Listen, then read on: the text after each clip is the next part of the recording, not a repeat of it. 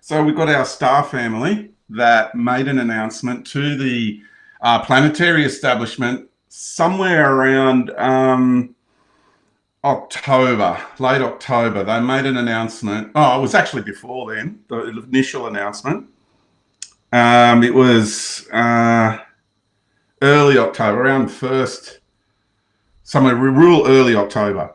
Anyway, that they were going to come and make a show. They were going to show themselves because they have to do it. They have to announce that they're going to do that. It's part of being respectful, loving, caring, and also abiding by natural law. LORE law, the real law, not LAW, that's God's law. That's a synthetic one.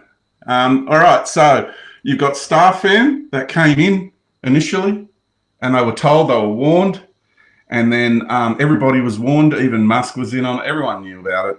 And he warned about the drone swarms that were coming because he knew what the response was going to be. So let's say these oval ones at the top are our star family making themselves seen, felt, making their presence felt. Well, I'm associated with the universal, what we call it doesn't have a traditional label because everybody just works off energy. But if we are to approach it the way we do in this world and we put labels on things, then the closest label, and vibrationally speaking as well, is the Universal Space Council. Okay, so that's just a label that has been created for our minds to be able to grasp what we're actually interacting with. Yeah, like a stepping stone. Okay, it's a gathering of our star families, and it's all the star systems, star nations, and planetary nations that live in the natural way of love and the natural way of life and the natural way of light, not the synthetic.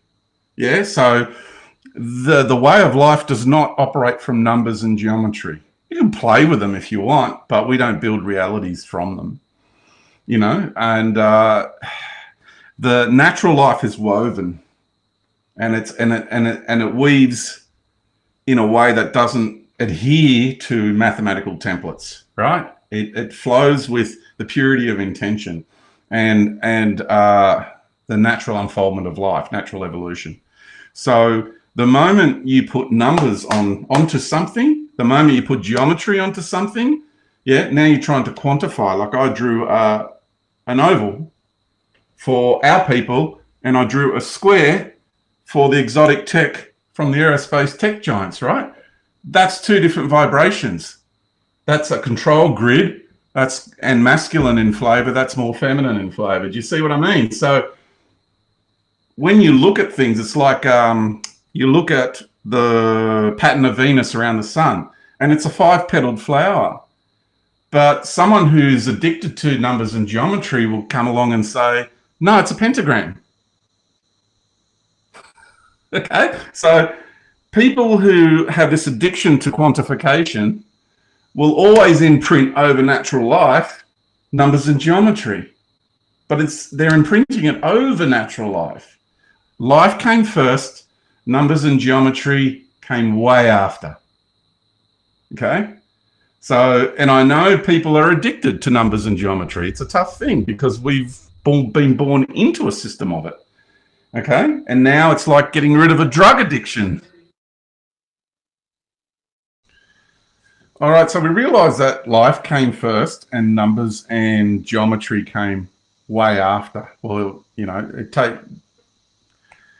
the majority of life is operating from the natural way of love, life, and light. And a small portion is operating in a synthetic way using numbers, geometry, and technology, rather than natural conscious relationship. You know, the reason you use technology is because your ability to do things for yourself is atrophied. And the more you use technology, the more it atrophies. What can happen, though, is when we go into the technological singularity, it can act as a reminder of what we're capable of. And that's happening for a lot of people. The day will come when we will not be able to use this technology. There's going to be times when we won't be able to use it. And it's like, I challenge anyone to do this and know these things for yourself, okay? I challenge anyone for a week, to remove themselves from society and technology to go out in nature and be with nature for a week and see what happens. You'll notice people will start to go crazy on the second day, if not the first day. It's like a drug addict who has to detox. Yeah, you're literally coming off an addiction. It's an addiction because it is like a drug. It's a form of a drug because of the frequencies and the dopamine hits that we get, etc., etc. How many people are addicted to sensational information, for example? You know, ordinary information, and then, oh, that's juicy, or that's nice, you know, the juicy drama. And it's ramping up. It's ramping up and it's ramping up. So when we realize this and come back to this scenario playing out, we have our star families that some of them, because it's a very large space, there are, and that includes, this includes star family, this includes for some people the Federation. Yeah, let's say one of these circles is the Federation. Call it the Federation, right? One group. Then you got the USC, which is the you could call it the Universal Space Council, is what I'm referring to. Oops, I can spell. And then over here we have Federation of Worlds. This is the Galactic Federation of Light. It's actually, I'm going to do something different here, just to get more accurate about all these things. So you've got the Galactic Confederation of Light and Federation of Worlds. And here you have, let's say, adjunct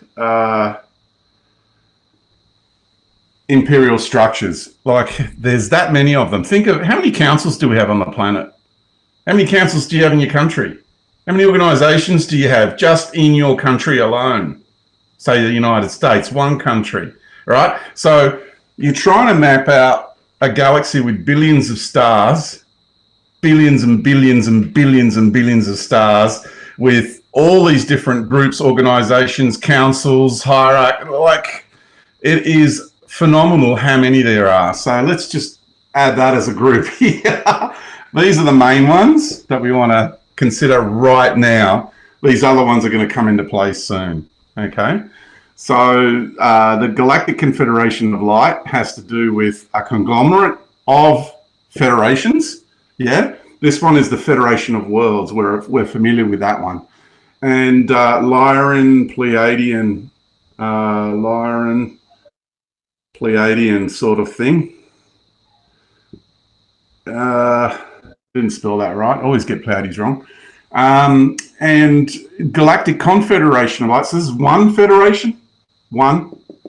And the Galactic Confederation is a conglomerate of many federations that abide by the light of the galactic realm.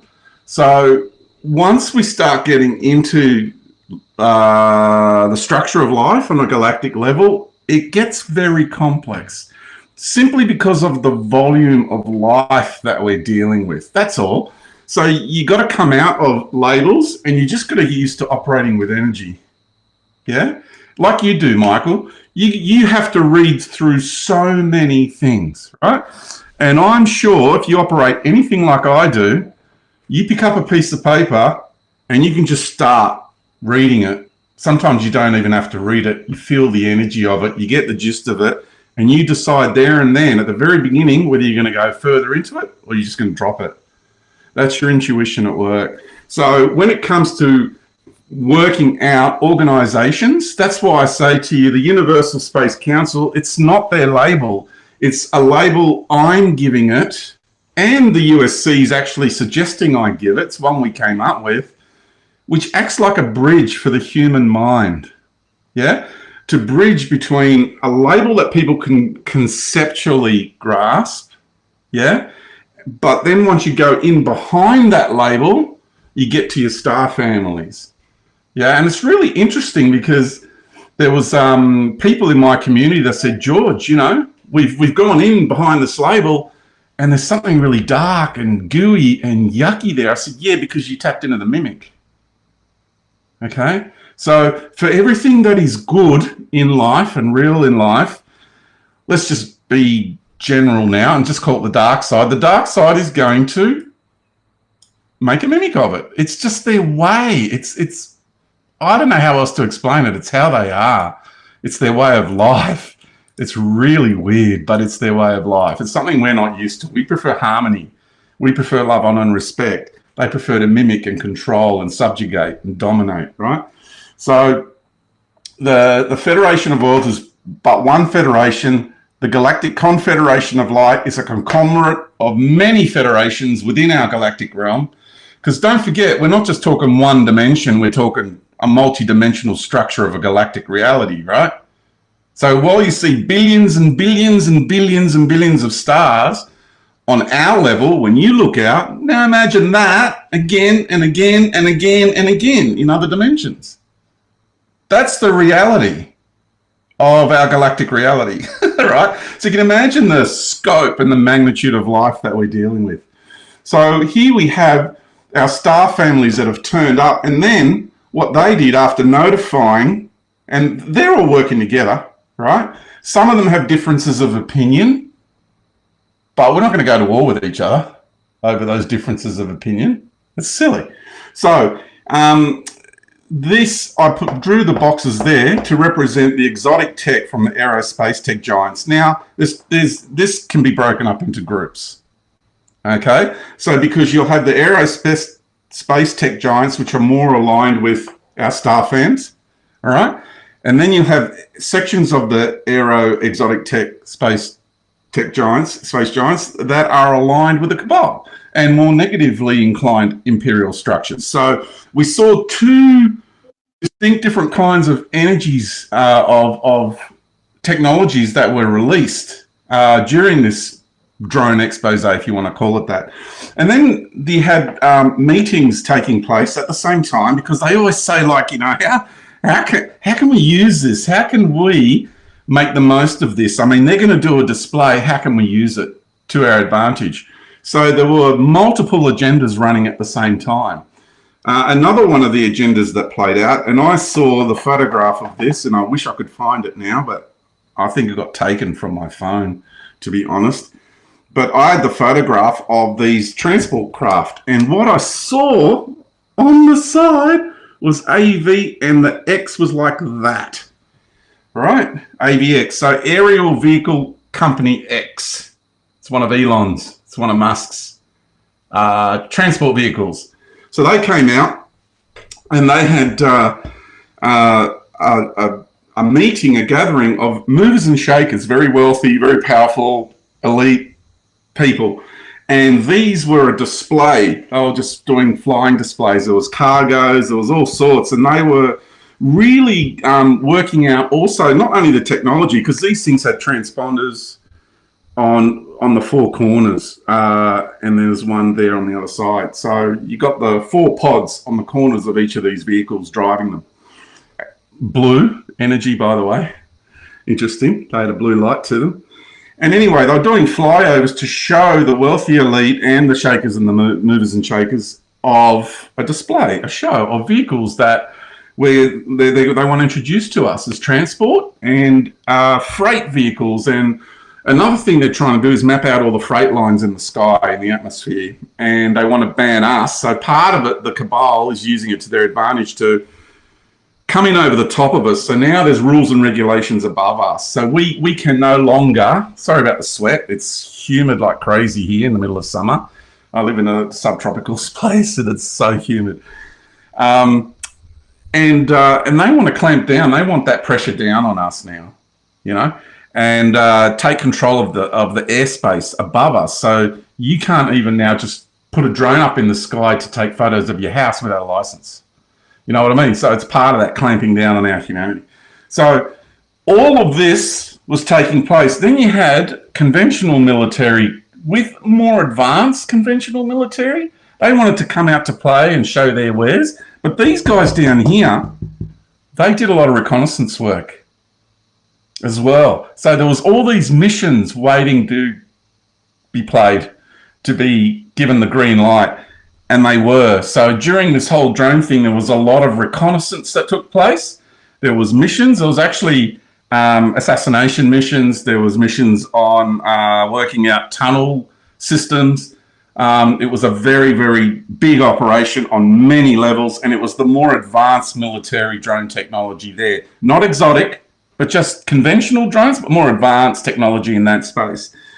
Then another layer is we had the drones, conventional drones, right? Lots of them. So I've put this red arrow there, and the reason I've put that there is because where that question mark is, why is it that the press is only focusing on these two bottom ones, and then from there to there, it's getting left out? No one in the press is talking about anything above this line here. Everybody else is from this line down.